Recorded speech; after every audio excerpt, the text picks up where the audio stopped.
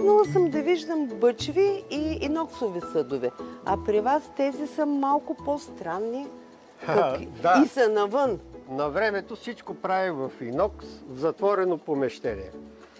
И усещах как виното взима страшно много от мене, като дишам неговите изпарения. И затова реших да подобря моето отношение към него и здравословното си поведение. Има една технологичност такава. Колко по-тесен и по-широк, толкова по-успешно червено вино.